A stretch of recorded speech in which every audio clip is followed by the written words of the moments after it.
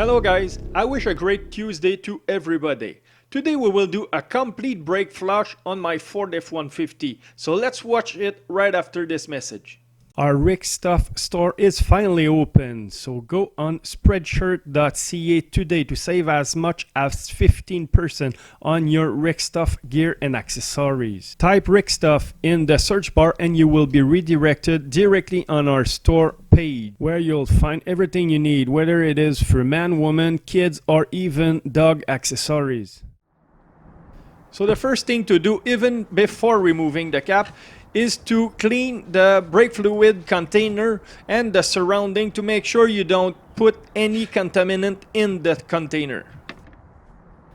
After that, you need to remove about 3/4 of the container using a turkey syringe pump.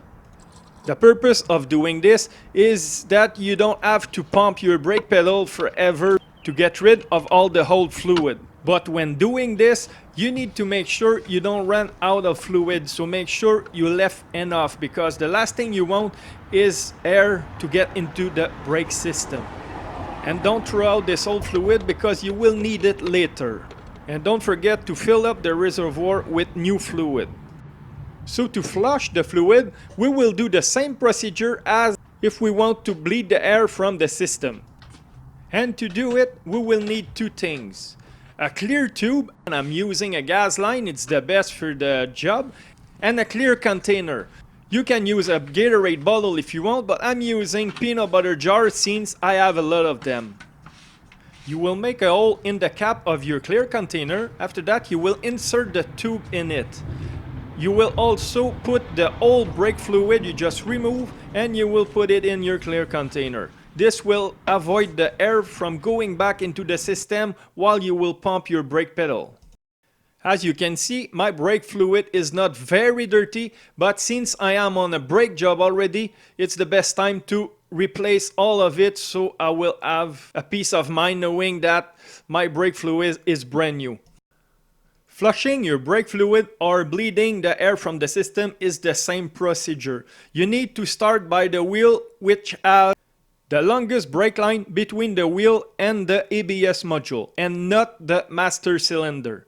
In my case, it is the same since my ABS module is just under my master cylinder. But it might be different for your vehicle, so you need to make sure to know where is your ABS module before starting to bleed your system. After you have located the wheel you need to start with, you put the clear tube into your bleeder valve and you open it. When you see the brake fluid starting to go into the tube, it means that your valve is open wide enough. You can now start to pump your brake pedal. I suggest you do it gently, so if by any bad luck your tube is not tight enough on the valve, going gently might save you a big mess to clean up. While doing it, you need to carefully monitor the level of fluid in your brake fluid container, because the last thing you want to do is run out of fluid, because you will have air in your system and you will have a way bigger job to do. You need to pump your brake pedal until the fluid that comes in the tube is clean. In my case, it took about 2 cups of fluid to get out of the system before I start to see clean fluid going in the tube. Since my old fluid is not very dirty and the new DOT4 fluid that I bought is also yellow, the difference was very hard to see. So this is a picture of the old fluid, and this is a picture with the clean fluid in the tube. There is not a big difference, but as I said earlier, now at least I know my brake fluid will be brand new. And it is the same process for the 3 other wheels, going from the wheel which has the longest line between the wheels and the ABS module to the closest wheel. I don't know why Ford are not using the same size of bleeder in the front and in the rear caliper. In the rear caliper, the size of the bleeder was 12mm, and in the front it's between 5mm and 6mm, and obviously I didn't have that size of wrench. Reason why I used the good old wise grip to open the bleeder valve.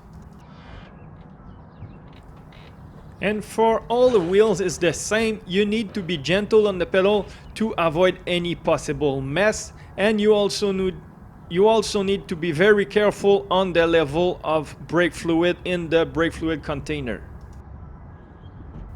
Here again, the difference between the dirty fluid and the brand new fluid is very hard to tell, since the old fluid was not that dirty and the new fluid is also yellow.